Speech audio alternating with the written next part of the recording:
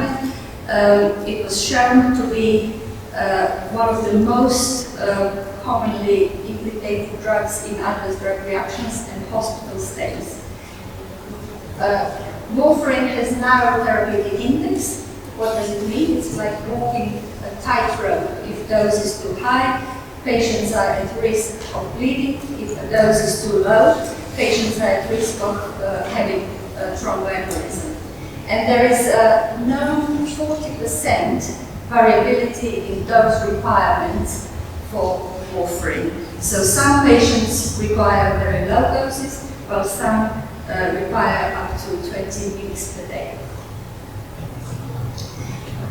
In terms of metabolism of warfarin, warfarin is given as a racemate, so 2 enantiomers.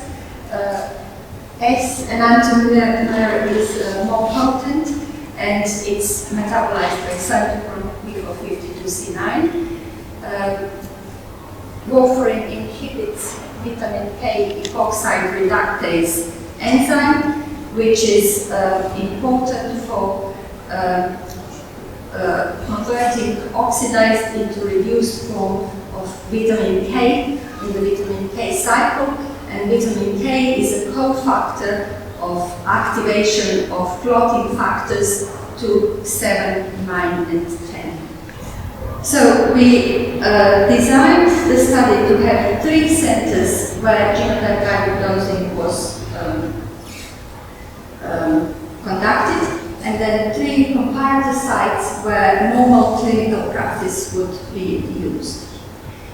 For that study, we adjusted the point-of-care device which was used in the randomized control trial, and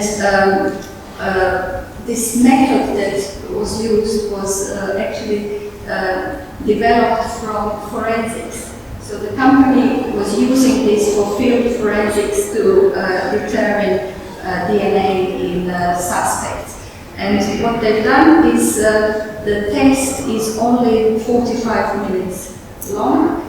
You can do it from buccal swab rather than taking blood.